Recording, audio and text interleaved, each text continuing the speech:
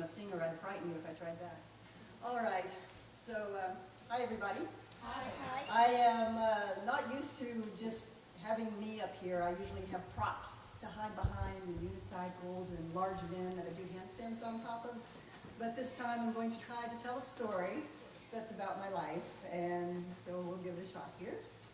And what I want to do is just tell you a story about how I actually was born a circus kid. But I had no idea I was a circus kid. I was from Midland, Texas, way back in the Bible Belt, the West Texas conservative bush country. And I had parents that were pretty understanding, though, because I was a very wild energy, and they decided to put me into gymnastics. That was a good call, because what I did after that was start to transport myself by doing somersaults from room to room, and when we go into restaurants, I would even try to do that. I was about 5 years old. Well, that progressed in doing cartwheels everywhere once I started doing gymnastics.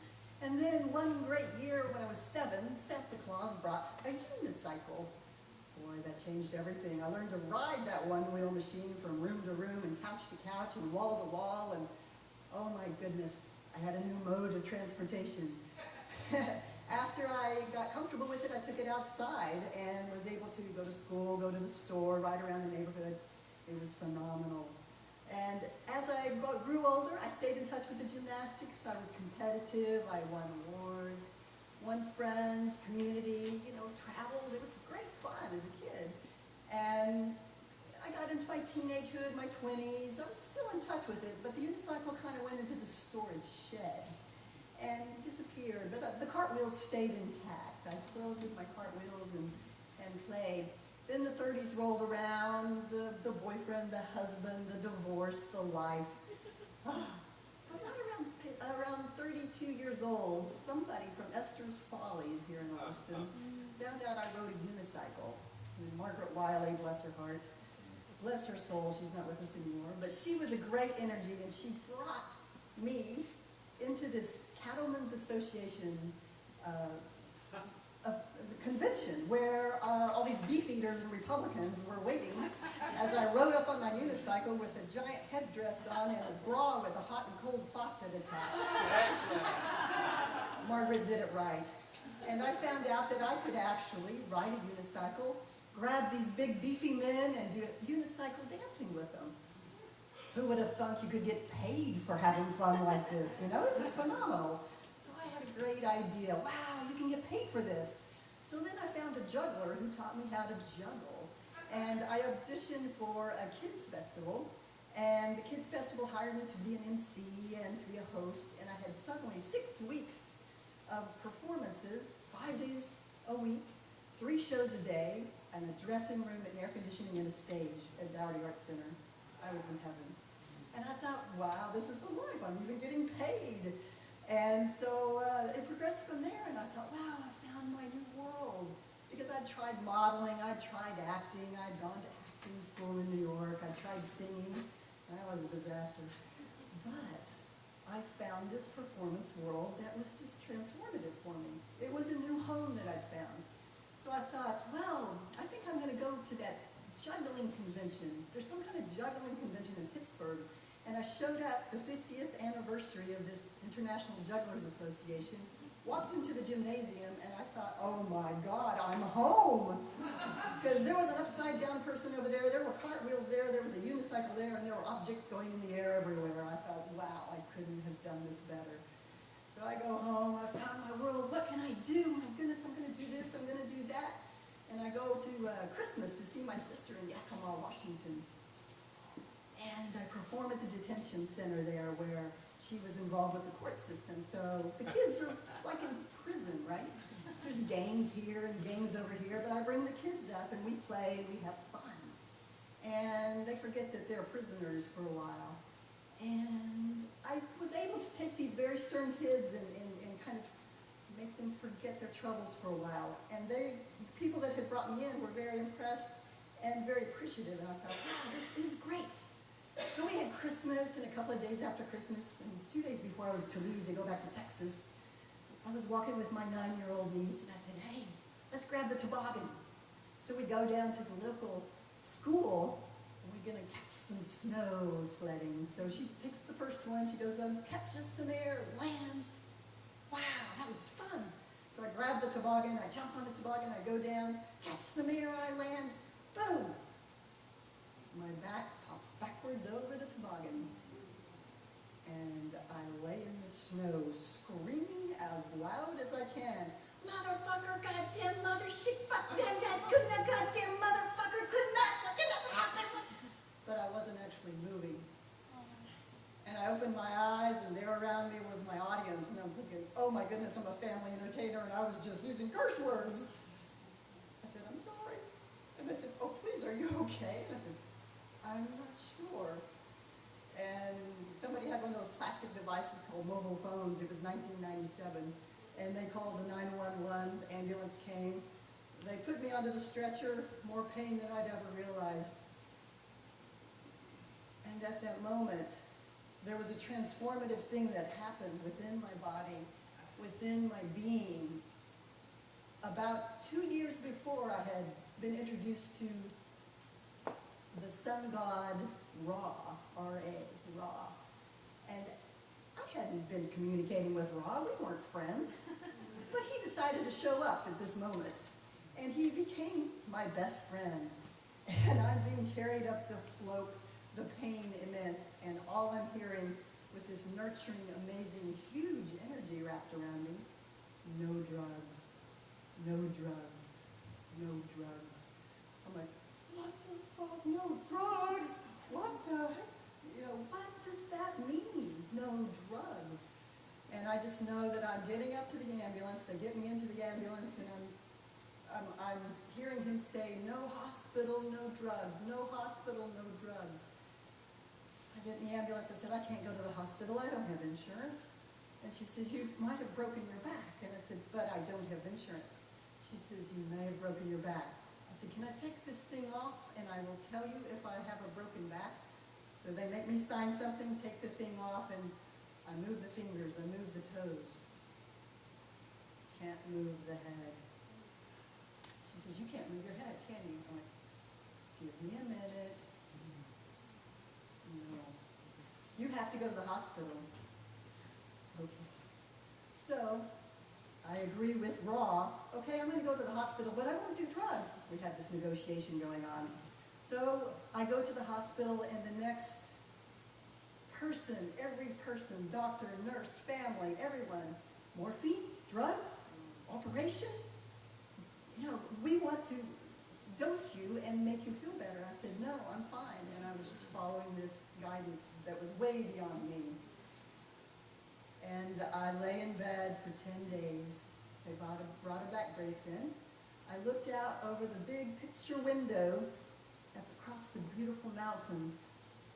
And I lay there thinking about the new home that I had just found and what I was going to do with a broken back. Aha! I'll perform with a broken back. I'll make the show. Don't let life break your back. And I created the ping pong rap, flat on your back. So I had somebody send me ping pongs. So I'd spit them out my mouth and bounce them off my back brace. So I was a little, you know, what am I going to do? How am I going to, I've got to somehow perform. So I had 10 days there. I was able to walk again. I got my canes. I walked out of the hospital, the doctor proclaiming me his miracle patient, and he actually had very little to do with it. I had just laid there with amazing prayers, the circles coming to me, I could feel the energy, and Ra was still with me. Called my friend in Austin, who was a holistic healer, and she guided me through. And I was not that in touch with the holistic world at this point. This was just, you know, hello, we're here. So I decided that I would need to perform my new show at the detention center that I had just performed at. So I went back to perform, and some of the same kids were there. But this time, my message and my performance was very different. I sat there with my canes. I had a video that I showed them that I had produced. I'm also a producer. And I talked to them, and I did the ping pong rap, flat on your back. But the main message was, don't let life break your back. So you might have a broken back. Things can change. You can make a choice. You can make a choice of what your road is going to be. If you're in here, you're not happy about it, you have the choice, and you can make a difference in your own life. And these kids just watched me. They listened. They were intent. It was very different than the other show I had done. And I was so stunned and touched that they would listen. And then they came up to me and, thank you, thank you. And I was like, wow. I was so touched. And so they went, so then I got back home and I decided, well, I'm going to take this one on the road. And I got my canes and I went to churches and I went to hospitals. And they put me on the cover of, newspapers and put me on the television. I've got some clippings right here. This is the one from the detention center on the first one that I did. And so I went to Las Vegas to see another friend of mine, an old boyfriend at the time, to heal, performed there. I went to Austin and found Patrice Sullivan, who was helping me through, and she acupuncture and did emotional healing, and I was able to transform with this because T12 was broken and crushed, but I wasn't going to let an operation or anything stop me from finding my home again. So about a year later, I got on my 6-foot unicycle and I juggled my knives and my torches, and my back was back and I was back, and I was very happy about that. So since then, I've actually continued performing, and I have found all different ways to perform now. It really helped transform me. The whole transition of the back breaking was actually amazingly healing for me on levels I can't even comprehend at this moment. My latest tour was just in January of this year, where I went to 5 different countries. One of the countries I'm producing a video on women jugglers called Tonga, and it's just women who juggle in this country. And so I'm documenting them. Then I went to New Zealand, found the Auckland Circus Convention, went to Perth, Thailand, Bali, every place found my circus juggling friends. But one of the things that happened on that trip was just the most, it was another level of transformation for me. I was lonely, I was going through a lot, I was going through a breakup, I was traveling alone. I travel alone usually, but this really somehow was extremely lonely. It was a time of intense introspection. And what I did during that time was the love, the nurturing, the caring that I was so wanting. I found out there in the world and allowed the love to just come into my heart. And I found the love of self to be the most amazing home that is out there. And I found the nurturing and the caring that I wanted. And the energy just came in and the forgiveness. And I find that whenever I'm in a lonely place or a scared place or a place where I feel vulnerable or a place that I'm uneasy, the stillness that happens with that, it's amazing.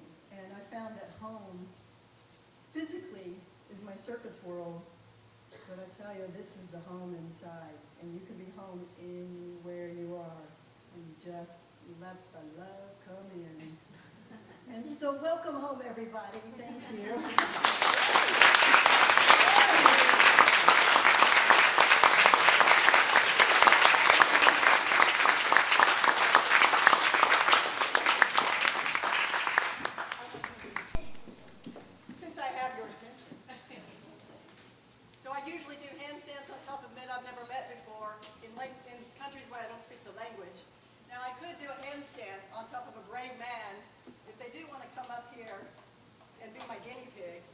I'd like to have a brave man come up here for a quick handstand. Who's going to volunteer?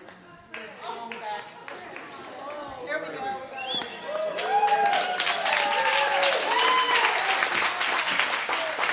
right, what's your name? Come on, you got to have a name. Herb. Do you smoke it or do you use the name, eh? Do you speak, Herb? Are you being shy? You're the one that came up here. All right. Now, Herb.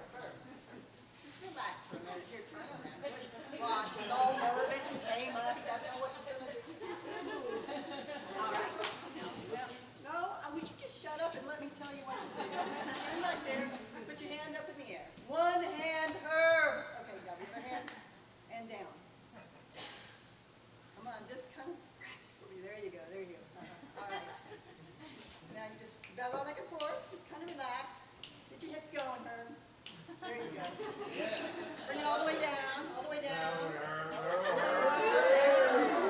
Now get some pelvic thrust, baby. Come on. Come on. There you go. All right. Now you do one kick up. Come on. And you do another kick up. Very, very good. And now you do a cartwheel. Wait a minute, I'm not sure I have enough room. Want to do a cartwheel? No, I tell you what you can do is just lie down right on your back. And what I'm going to do is demonstrate the handstand that I do on top of men. This is the small handstand. I have a big handstand with two men like this that I crawl up on and do a handstand. But this will be the short version. All right, Herb. So what I need you to do is put your hands straight up in the air. Be nice and strong on those arms. Yes. Got it? All right, so now put your hands up in the air, everybody. And what we're going to do